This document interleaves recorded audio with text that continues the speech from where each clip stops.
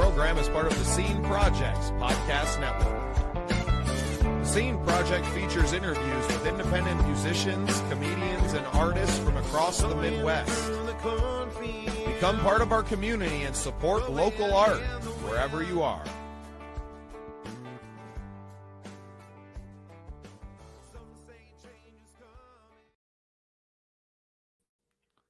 Welcome into this very exciting episode of Real Biz. I am your host, Bubba Startz, and with me today is the Quad Father, Brian Swift. Brian, welcome to the show. Thank you, Bubba. I am honored to be here. The honor is all mine, sir. You have quite a harrowing story, and what you do to help people in their lives now is no less harrowing. So would love to just get a little bit of your background off the top, and then we can pick it up with everything that you're doing now. Absolutely. So, I mean, to go back to the story, you're going to have to go back to 1979, which a lot of people probably weren't even around then. But it was the day after Christmas. I was out at a park playing football with about a dozen of my friends, and I just got tackled. I got tackled from behind. I was cursed with the last name of Swift, and I wasn't very swift. So I was always being caught from behind. And I just got tackled. Nobody landed on my head. I didn't fall on my neck. Nobody, and I ended up breaking my neck and becoming a C6 quadriplegic. And back in 1979, being a quadriplegic, just now don't forget, no cell phones, no technology, no computers. This was compared to now, is slightly in the dark ages compared to today. And the outcome for a quadriplegic read a lot like a Stephen King novel. So, you were told all the things. I mean, your life was not a pretty picture. And I was blessed with a very strong faith, very strong family. And, there's no going to college online. Back then, there wasn't even, going to college wasn't a big option for somebody who was a quadriplegic. But I ended up, finishing high school. I was a senior, finished high school. That summer, my parents said, you got to go to your junior college. This is your road out, education. That is going to be your ticket out, and therapy. So, man, my mom and dad set up a gym in the garage where I worked out every day. I ended up going to junior college and finishing in 2 years. 2 years later, I went to St. Xavier University. In the meantime, I learned how to drive a car, which, wasn't another thing quads could do just because our lack of trunk balance, having no real hand movement, and finishing at St. Xavier. In the meantime, I love competing. So in the meantime, I started playing wheelchair sports, quad rugby, which is a combination of, let's call it hockey and basketball on a basketball court. And because I love competing. So I played wheelchair sports. I started swimming. And after college, I went on to law school, and then finished law school, met a beautiful woman, been married 36 years. I have 3 amazing kids, and I am one of the blessed. I'm just blessed beyond what I could even imagine. Yeah, I think very few of us that would have gone through what you would ever describe themselves as blessed. But you never stopped fighting. At any point, you took everything as just another challenge. I mean, a quadriplegic diagnosis in 1979 had to have felt to most like a certain death sentence, right? As close as you could get while still breathing. Back then, it's hard for people my age. I was born in 86. So we don't remember a time really prior to, the American with Disabilities Act and all Right. of the accessibility that we have now for handicapped people. That wasn't around at all in 1979. No, you had to grit it out. I mean, and there was no complaining. You just saw something and you either let it beat you or you beat it. And I was blessed to have very strong faith, and people, I have never asked God to help me walk. Never. If I ever request that, all I have asked is to give me the strength to deal with whatever life throws at me. And I have been given that in such amazing ways. And the walking was just kind of, would it be awesome? Sure, it would. To gain your bladder control, your bowel control, to have balance, trunk control. But like, if you rest your happiness on that, you're going to be unhappy. So I rested my happiness on achieving other things. So that's what really helped was, and I tell people, because they ask, how did you deal with it? How do you deal with things now? In it's not in letting things go. It's hard to let things go, but you have to learn to just let it be. And in letting things be, what you're basically doing is not denying what you are, but you're accepting it, and you're allowing yourself to focus beyond that on other things. That's kind of how I have moved forward with doing what I do. And I think that's a great point that everyone can take away is if you don't accept where you're at and that isn't going to change, you're never going to learn, you're never going to adapt, and you're never going to be able to overcome it. And that is really what I think is that's the most gritty thing that you have to do is to accept it, that this is going to be the challenge in general, right? You're going to have to deal with a much harder life. Absolutely. Okay, I understand that now. What are these small challenges that I can overcome? What can I do instead of focusing on all the things that you can't? Well, one of the sayings I use in coaching people or groups is now what? Now what? I mean, things happen to all of us. You, me, I mean, nobody promised. And I don't know, maybe if they did to you, nobody said life was going to be easy. Nobody said life was going to be fair. So now what? Comes down to choices. Every morning, Bubba, you got a choice every morning to get up miserable or to get up happy, to get up grateful or to get up resentful, to get up with a smile, to get up with a frown. We all do. I do as a quad. I just chose to get up excited for life every day, whether I felt good, whether I was sore, whether I had a bladder infection, whether I had a UTI. I just chose that, and I refuse to do it any other way because it affects the people around you too. Who wants to be in your life? I want people in my life that I can raise up to want to be in my life. Well, Brian, I get up to feed my cat because he won't leave me alone in the morning. But I also do it with a grateful heart that I'm waking up a free man. A little bit about me, Brian. I did 2 years in a prison cell for selling marijuana, right? Because of poor choices that I made. And I could have very much at that point decided, woe is me, I'm a felon now and I'm never going to have a future.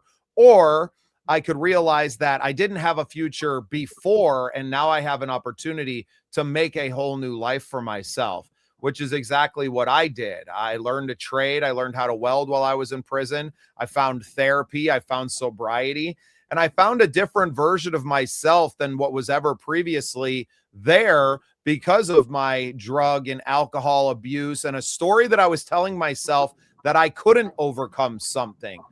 Even though I had spent a year in Mexico on the run from the law and overcame that. And I think in some ways that year spent in a foreign country as an illegal alien and surviving, definitely not thriving by any means, but that gave me the confidence, if you will, to go back and to deal with whatever it was, because I knew that that prison cell was going to be an easier life than what I had just done for the previous year, with a wife and a family in Mexico, surviving in houses with dirt floors and living a very hand to mouth in a third world, living a very third world life. I mean, we were poor compared to the poor people, and it was humbling in every single way. And it was also the moment where I decided that I was not going to do to my children what I felt like had been done to me, and continue to make choices that were going to affect their lives. And I was fortunate enough to, kind of come back, and none of my children really remember those years that I spent or being in Mexico at all. They know that they were a part of it, but it wasn't necessarily their story to tell. And I committed myself every day since then, including doing my time and getting out early because of modified sentences and good time and all of these things to, exacerbate that time. When you're given a life sentence, the same as you, not that mine was for life, but that you have a choice you could make. You could have very much just accepted that it was the way that people had told you it was going to be and that your life was over, and you probably wouldn't be here now, to be perfectly honest. Or you could have chosen to overcome the circumstances that you found yourself in. Your story is so incredible, because what you went through and what you did is probably what 20% of our country is going through. And I talk about resources. Okay, some people weren't given the beauty of having all the resources. You might not have had a good example in your life. You might not have had an education. You might not have financial help. You might not have, support, other support. Maybe you don't have technology in your life. You took all of the negative in your life, and when you went to prison, you decided, even though you didn't have resources, and how come, I'm going to step back, how come people who have all those things fail? Can you imagine having love, having support, having the money, having technology, having time, and still failing? Now, I'm guessing you probably didn't have all those things, but what you did, and this is something I talk about quite a bit, is you became resourceful. And that's why people with all the resources commonly fail, when people like you who don't have resources succeed, because you become resourceful. And when you went to prison, you decided to change some of your choices, but you became resourceful. You took on a trade. That's being resourceful. You could have went to prison, laid in bed, did your time, worked out, done your stuff, but you decided at some point, I've got to be resourceful with what I have. I could learn a trade. I could probably educate myself. I could, make sure that I'm walking the right line, because that gets me out of here earlier. And you became resourceful, and that is going to continue to lead you to success. So congratulations. I appreciate that, Brian. Yeah, and unlike you, all you decided to do was play football that day. I had decided to live a life that really only had two outcomes. It was prison or death, more than likely, right? So I kind of got off easy, right? I did my time, but I saw so many guys while I was in, just that like a revolving door. They'd get out and they'd be right back. And even the ones that you thought were going to do good ended up right back. And I was very committed to not being one of those statistics. And to beyond that, getting off of parole, I mean, as soon as I could, right? I fast forwarded 2 years. I think I was supposed to be on parole for maybe like 5. And because they're, a crammed system, guys who are doing very well and following all the rules, you have an opportunity to apply for an early release from parole. And I was very fortunate to have pretty much gotten off as fast as I could have. But beyond that, to be then an inspiration to others to say, hey, you can do this. A man like Jelly Roll is a huge inspiration to me too. Now, I know he didn't do an extended amount of time in a prison cell, but in and out of jails, and a very similar story to me. And that's what kind of led me back into music. And granted, I'm not playing as many shows on stage now. I have this platform that we've built that connects me to the entertainment industry, and now to a much wider world of business and coaches and inspiring individuals. I think that's all that I want in my life. And like you kind of alluded to, is that I don't want to be surrounded by losers. I don't want to be surrounded by people who have a loser's mentality, a woe is me mentality. No. There's nothing that that frustrates me and aggravates me more than that. And I'm really trying to just raise my children to be not only resourceful, but to realize that they are in control of their own lives, and not just in a career path, but in their own happiness. And wake up with gratitude, because you saw poorer than poor. You lived poorer than poor. And I tell people, and people ask me if I have a lot of people with friends with people with disabilities, and I don't have a lot of friends with disabilities. Most of my friends are able-bodied, because I don't like hanging around victims. I just can't. I don't have that energy anymore to waste hanging around victims. I never want to be the smartest guy in the room, and I'm okay with that, because I can't grow and learn if I'm the smartest guy in the room. So like you, I surround myself with people way better than me, way smarter than me, because now I can grow, and I'm okay with not being the smartest guy in the room. I don't want to be that guy. I can't imagine being that guy. So you sound, very similar, that, you wake up with gratitude, I'm sure. And you wake up knowing that what you have now, you had to work crazy hard for, you paid a price for it. We all pay a price, all differently, in what we have. But I'm sure you would agree this too. That price I would pay a million times over to be where I'm at today. And I'm sure you feel the same way, where you're at today versus poorer than poor. Let me ask you, did anybody ever say anything to you that just like really just like it hit home and it stuck with you, that helped you change your mindset? Well, you know what? It was the look in people's eyes when I was in Mexico that were like, we would kill for an opportunity to be in the United States. And you are down here kind of disrespecting your birthright. You're American. What are you doing here? And people were very nice to us down there. They were so good to us. I mean, I made a living, Brian, playing my guitar in the square down there, singing American songs that they've never heard at the top of my lung to make, $15 a day. Right. We were living on pesos. Now, granted, the cost of living down there is much different because it couldn't be much higher.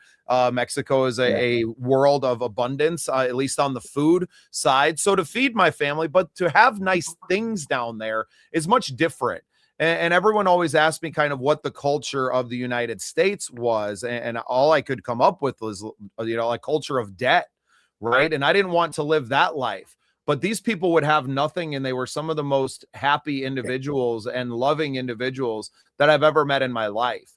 And it really taught me a lot about how lucky we are to live where and when we do, as well, with all of these advantages. And like I said, it humbled me and my children, and knowing that I was going to grow up and have to explain to them why their life was shit. If I kept making poor choices and I kept putting them in that position. And then most recently in my life, something that spurred me on was another podcaster, Andy Frisella, who is someone else who does not enjoy a pity party one bit. He's built an entire brand off it called First Form. And now with his, own podcast network, Real AF. And I was working at a welding factory. I was absolutely miserable, Brian. I wasn't being creative. I was looking around at guys that were twice my age, still waiting for that day they could retire because they were in debt up to their eyeballs and missing fingers or limbs, and bodies completely broken by the industry and cast away and told, you're going to work 60 hours a week. And I don't care about your kid's ball game on Saturday. You're coming into work. And I said, I'm not doing this. I have no future here. I cannot see myself here in 5 months, much less 5 years, much less 3 decades. So without seeing a path for myself, drinking too much of the time because I was, depressed, maybe not outwardly, but not happy in where I was in life, understanding full well that my own decisions had got me there. I never had a trade. I didn't learn and really start entering the workforce until I was in my 30s. I was well behind the curve. No retirement plan, I've never planned for a future. I thought I'd probably be dead by then. Right. And I wasn't respecting the life that I was given. And it was something that he said that, I was probably a little overweight, drinking too much. And it was, you don't like the life that you're living and how you look. Stop putting shit in your mouth. And it was just like, whoa. And me being the oldest of the boys and maybe not having a lot of role models around me, in a positive way, that it was the first time that somebody was like a big brother, right? It felt so striking to me that was just like, oh, okay, I need to quit drinking. Like, I just need to stop. And then it was, do you want to continue to, what this path is? I can see it. I can look around me. I can see exactly where this path leads. I don't see any future for me. I don't ever see being able to live the life that I want to live. What's your way out? And I thought I was quitting my job to be a rock star, Brian. I had a bunch of gigs booked, and I was, and then I quickly got on the road all summer, playing 5-6 nights a week away from home when my kids were, I was available to spend time with them. And I was miserable, right? I wasn't drinking and I wasn't doing, anything that I shouldn't have been, but the job and I just didn't want it bad enough. And in the meantime, I had found podcasting and realizing that I could build a platform and apply the communication skills that I have with the drive that I have to work on something so hard. Because I did the same way with my music career. It was just very limited in what I could do. I couldn't access all of the different skills that I have in networking. I still needed a venue at the end of the day, or I needed a studio, or I needed all these other things. And I just didn't see an avenue to build up fast enough to get where I wanted to be. Because I had squandered a lot of that good time, right? I had squandered 15 years of time I could have been working towards that. So finding podcasting, realizing that the world was in a massive shift in the media landscape as we diverge from the major corporations into attention being very divided into smaller platforms, I realized that I have a chance to take out my slice of the pie. And will I ever own a majority share of the attention in the world? No, but there's 8 billion people on the planet. If I can get about 0.5% of those people to pay attention to me, I can find a way to make a very, successful career for myself and a great many other people around me, whether they be hosts or producers or the musicians that are on our platform. And I can build something that will be a legacy that my children's children will be proud of. Absolutely. I love it. Let me ask you, have you written a book? I did. I wrote a short book called Building Your Scene last year over the winter break, and it just kind of poured out of me. And now I'm kind of in the process after getting that out, which was a little bit of how-to, but some of my backstory inside of that. I don't know how to not tell a narrative story, right? So I can do some education, but I'm not going to write you an educational book. I can tell you what I've done. I can't necessarily tell you what to do that you need to do, and it's going to make you the best, but I can tell you what I've done, and I can show you where it's gotten me. And now I'm back in that living phase of it, where I have a few things to accomplish right now, but maybe this summer I'll have a chance after a few of these things that are on the calendar right now are over to say, hey, now this is what we did. We took this to another level of content creation and podcasting. And, I wrote that book when I had one show and a couple of fledgling networks. Now we have 4 networks, 13 shows on that network. Wow. That is growing every day. I host over half of them, and just kind of occupying the space first and then starting to fill them in. It's the reason that I created this show, Real Biz, because my music interviews are scheduled out until October. Right. I'm 10 months ahead on content on that channel, doing a regular once a week podcast. So what else? Right. What now? No, you sound like me. I have so much on my plate, but I love that because I love the variety. If I'm not challenged, if I have too much free time, I start to get my own mind. And I love being outdoors. That's why we started our nonprofit 12 years ago to help people with disabilities get back outdoors, because insurance is a bugger. They're horrible. If it's not a medical necessity, which is very little, they don't pay for it. And if you want to get back outdoors and do the things you love, fishing, hunting, biking, triking, therapeutic trike, golfing, you need certain wheelchair attachments or devices, and insurance doesn't pay for that. Life is about being out. I couldn't imagine not being able to be outdoors doing some of the things I'd love. And that's where we come in and we help people get this equipment. Or I've got collaboration with somebody in the Florida Keys. You want to go snorkeling, you want to go deep sea fishing in a wheelchair, I can do that. You want to go skiing out in Colorado, I've got connections. You want to go horseback riding, I've got connections. And we get people outdoors, because I believe that's where you heal. You get that vitamin D, you can ground yourself. It's just a special place. So that's why we started that.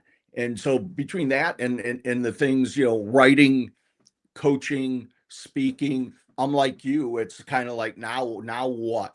Which one do I keep pushing on? But I kind of like juggling them. No, and honestly, I love spinning the plates. I'm a starter, right? I can get the plates going, and when it comes time to have to pass them off, that's why the networking and, bringing in and building teams is so important, because there's going to be someone else that I can see a talent for doing interviews in and be like, hey, I'm looking to move on from this show or that show. I'm not personally attached to any of these. To me, all the brands are built to stand on their own. It's about our guests. It's about serving the people that are coming on our show. It's not about myself. I can start something tomorrow. I could start another new one. So it's about kind of being the spark plug, right? Being that spark, building these things, creating the brand, which is what a lot of people struggle with, right? Is just getting a few of these ideas out, obviously being able to help with production and those kind of things in the podcasting realm. On the songwriter side, we're doing a big songwriter showcase tour where we kind of bring it all to you, instead of you having to figure out how to film and who to call and to do all these things to get some good content or what podcast to go on. I'm out here shopping my services around in major markets throughout the US now. And I see that being something that we do for a long time. And coupled with those performances and that capture of content, we're also doing creator conferences where we're able to educate these people and to say, hey, do you have your back end prepared in case you do go viral, or you have a hit, or you have someone approach you about a sync license or one of these things? Do you have your shit together? And that's kind of where it starts out at. And I love the work that you're doing with the nonprofit to get people outdoors. We actually work with a couple of veteran organizations, Operation Combating Veteran Suicide, obviously being one. I'm the marketing and PR director for that organization, but another one called Op One Vet helps get disabled veterans into track chairs, or now we've seen some of these quads that they have that are absolutely amazing pieces of equipment. I got to shout out Friends in Service of Heroes Fish down in Kansas City area. Paul Chapa, a wonderful man himself. They've been donating almost a track chair a year to disabled veterans around their people. And I mean, these machines aren't cheap, but it's incredible the quality of life that can get given back to someone when they're finally able to get back out into the woods or around the lake and can do the things that make them happy. Absolutely. And that's what we do. We'll collaborate, because a track chair is around $16,000. I mean, the average person, even if they were were successful before they got injured, you don't have that kind of money laying around to put $16,000 into a track chair, maybe $20,000 into a ramp system to get back into your house. I mean, the money just keeps pouring out. Insurance doesn't pay for all this stuff.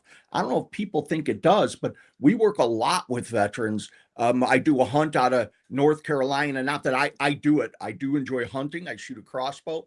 But we sponsor hunts for veterans. My buddy out in the Keys, we sponsor fishing trips for veterans.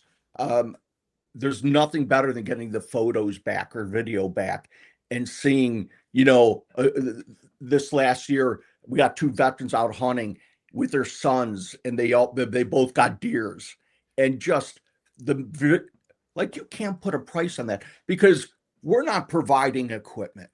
We're providing hope. We're providing purpose. We're providing accessibility. We're providing life. Those experiences that we're providing help you through the dark times. When you can look back and think about that experience and realize there's more of that possibly in your life, you can get over those humps. You can get through the dark times. So I look at it, it's less about the equipment And it's more about providing a feeling and an emotion of hope, of opportunity, of experience. That's what you're providing. So that's awesome. Maybe we could collaborate. I love, because I can't, I'm here in Illinois. So there's certain things, if you want to go, in an ocean, it ain't going to happen around the Midwest, right? Uh, Hunting's not bad around the Midwest, but there's certain things that, that I have to collaborate with other organizations, which I'm fine with, and say, okay, here's $2,500. Take two veterans out and do a 2 or 3 day accessible hunt. Here's a couple of handicap accessible blinds. If they need a crossbow or whatever, we'll get that for you. And there's no better feeling than seeing the results of that. It's selfish.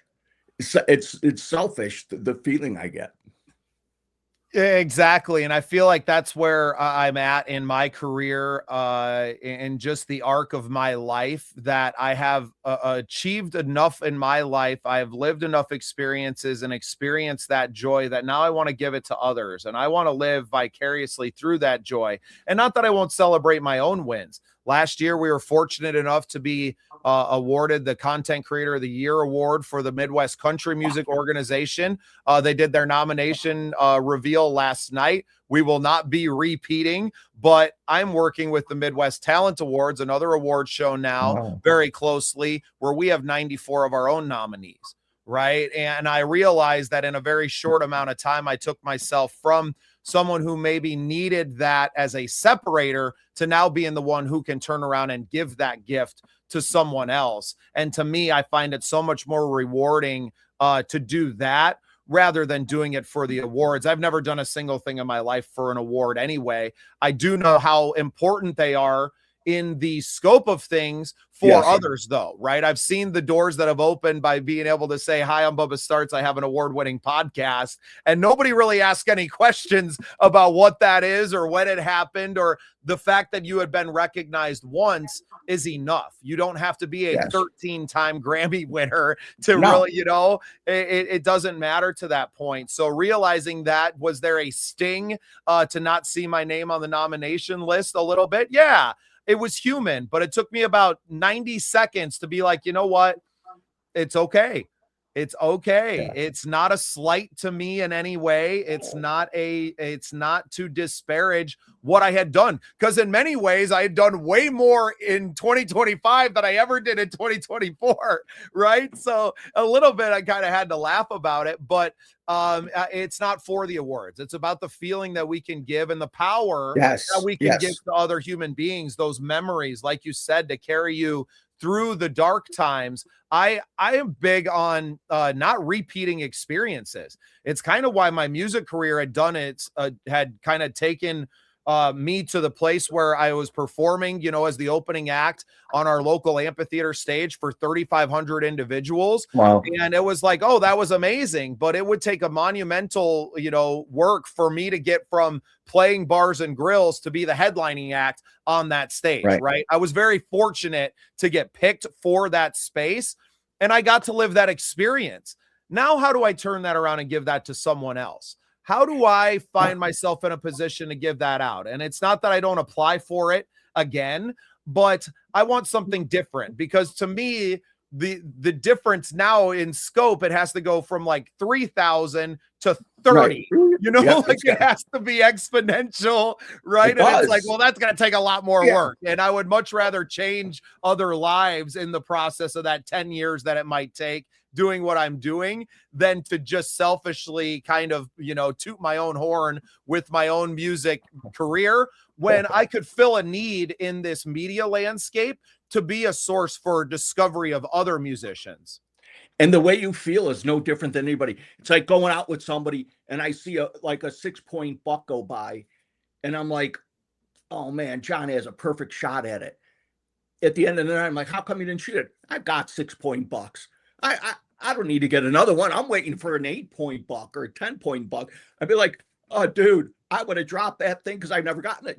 So like you said, he's waiting. He doesn't want that. He's already been there. He's done that. And keep this in mind. Maybe you weren't nominated, and this is all about how you perceive things. maybe it was sending you on a divine direction. Maybe it was telling, it was saying something like, this isn't the direction that you're supposed to be on now. Maybe there's that something else, which is that thing that's higher. So, before I got on, I see that you do a lot with singers and I'm guessing songwriters and comics. And 2 years ago, I did my first on stage comedian opportunity came to me at a venue called CD and Me, and I got to open for somebody maybe before your time. Do you know who JJ Walker is? Name's Good not Times? familiar to me. I figured that. Well, I'm showing my age. So I got to open for him, and I got to do 15 minutes.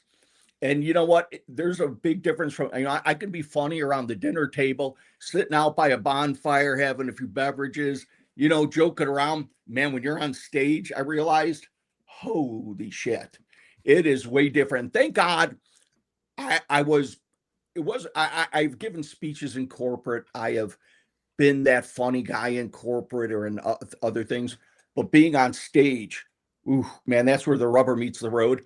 And I mean, I really enjoyed it. So I did some comedy last year, and this year I want to try to expand my comedy. So I really enjoyed that. And I wrote a Quadfather song.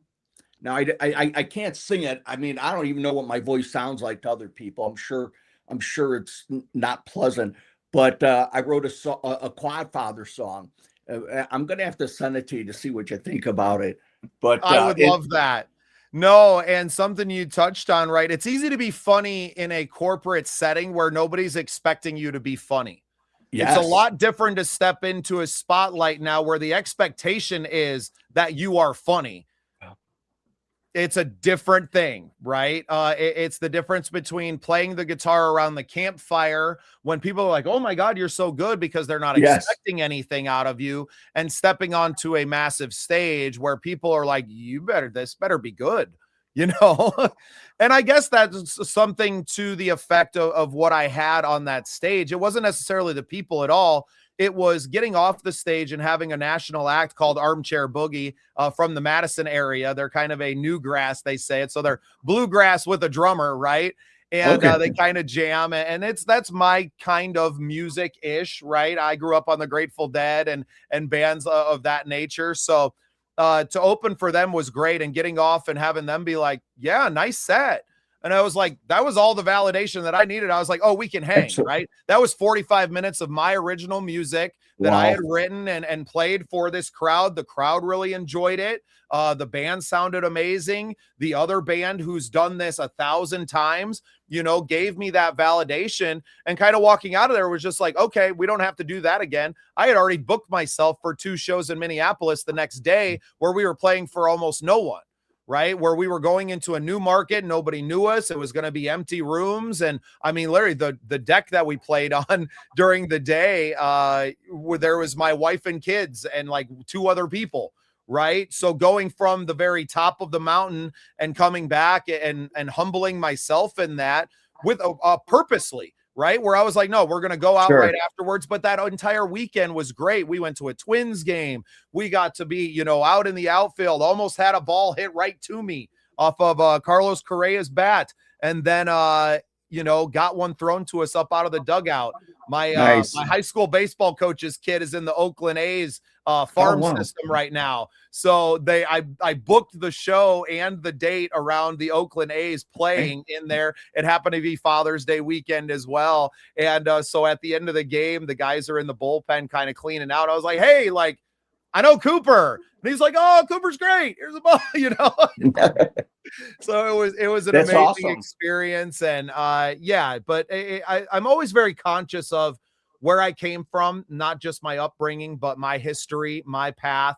Always very grateful just to wake up and walk outside, right? Especially. And to have, I'm very grateful for the internet, for the ability to connect with people that are smarter than me, because it's very easy in a small town to look around and to feel like the smartest guy in the room, even if you're not. There's just not enough competition sometimes. So Gotcha. now, especially reaching out through LinkedIn, being around guys like John Morris, who just will introduce you to some of the most amazing people in the world, him being an amazing person in his own right. I had a blast working with him on his pilot episode of his golf show, Golf with JMO. Okay. Yeah. And being out on the course and getting to meet his boys and just being around good people and doing content or whatever the hell we're doing. I'm just trying to live my life. I just do it on camera now. Well, Bubba, I would like to get you on my podcast. It's called SOAR Breaking Barriers, and it's about breaking barriers. And man, you have broke so many barriers that we could talk about, physical, mental, emotional, and that those are the barriers we all face. You know, from barriers for making bad choices to good choices. So many barriers. I want to get you on my podcast, and I find in men something you talked about earlier, that you are either humble or you're being humbled. That is our lives. So I think it's good to be cognizant of being grateful and understanding, you know, that humble part, because I think sometimes the biggest thing that gets in our way as men is our egos. And that's something we've got to keep in check by being humble, which is something you have to be very conscious of and present of. And I don't think enough people are, because life is so great out there and we all could win. Like you said, if you got 0.5% of the population, I don't need a big slice of pie to be successful. I don't even need a sliver. I need a piece of a sliver. And you know what? I will affect, you know, my goal this year is to affect a million people in a positive way, and to give them inspiration and to help them fan their flames of what they want to do. That's nothing. I mean, that's doable. You just got to have that mindset. And then I've been blessed to always feel like my leadership style has been a servant leader, because I believe you get what you want out of life by helping others get what they want, and everybody wins then. Well, Brian, you fanned some flames here today with me. I am completely inspired by you. I am driven to do more for myself and to help others more in this year and well beyond. I would love to collaborate you and have you help us out with Operation Combating Veteran Suicide. We would love to find a way to help some veterans here in South Dakota or in the Midwest, and maybe bringing some from Illinois out to South Dakota to hunt some West River mule deer sometime. Maybe we can organize some really incredible experiences for other people, and to get some vicarious joy out of that would be wonderful. I would also be honored to join your podcast anytime. Thank you, Brian. So we'll arrange that. And I would just absolutely love sharing my story with your audience, and any chance I get to have more chats with you, I'm going to take full advantage of. So before I let you go today, plug everything, where people can find you and how they can get involved with your nonprofit and everything else. Sure. Absolutely. Thank you. So the nonprofit you could find, it's SOAR, SOAR, SOARnonprofit.com. It's an acronym that stands for Swift Outdoor Accessible Recreation. So you just go to SOARnonprofit.com. You find me on Facebook under Brian Swift. You could find me on LinkedIn under Brian Swift. I am the Quadfather on Instagram. So I do a little Quadfather stuff. And the Quadfather is basically about tough love, honest, raw. Like I grew up with you know, there was no mixing words with parents of my, you know, in my generation. Like dad talks straight at you. There was no watching your feelings, seeing if it was too tough. So that's who the Quadfather is. It's honest, it's real, it's raw love, tough love. And that's on Instagram. Reach out to me. If I can help you in any way, I am truly here to serve. I've been blessed to have, you know, open the doors to do things that I've loved to do. And now it's my turn to serve. So can't wait to get you back to talk some comedy and music too. And I we'll would put love you on the to. scene projects. I would. I'd love to, either one. I mean, the comedy I've done more of than the music, but I enjoyed the writing of the music. I mean, obviously, I'm still trying to figure out is there a way to play a guitar when you don't have these digits that can really move? And I'll figure it out. Well, you can get yourself one of these, Brian. Shout out to Aeroband Guitars. This is like a MIDI machine. So the strings on it are not metal strings. They are a composite material that you just press on, and it senses your fingertips on there. Oh, wow. I'm going to send you a link. And actually, if you want to hang out for a little bit, I'll pull it out and I'll put it together for you and show you what it's capable of. I'm here. Awesome. Bubba, well, everyone. You. Yeah. Thank you so much. I'm honored to be here. You've got an amazing story. You're making such a big difference out there, more than you probably even realize. And I can't wait to share your story and let people know who I was able to spend some time with. And this is not our last get together. No, not by any means. That's my favorite part about doing this, is that all this content is evergreen. We're not covering current events. We're just telling the stories of our lives. And I'm trying to build an archive for my children to go back and to know exactly who their father is, and sharing parts of my life that, I'm not going to have a conversation with my 10-year-old about, but I want them to be able to know. And maybe they don't need to hear it from me, and maybe they can hear it from me on tape years down the road when they're ready to feel comfortable with that. But it was really kind of a selfish endeavor that's just turned into a way to be wholly selfless as well, and to give other people that opportunity to leave a legacy. Well, you're doing it. Keep doing it. Keep expanding. Keep doing this with the things you want to do, because in doing that, you're showing your kids that, like, you can get to here, and there's nothing wrong. You can get to here, and you can get to here, but this is what it takes. You are the best living example to show your kids what it takes to live a good, thriving, not surviving, good, thriving life by having this inner desire to be resourceful, to give back, to be humble, and to be thankful. So God bless. I'm very thankful for you, Brian. Thank you for spending some time with me today, and thank you for being part of the scene.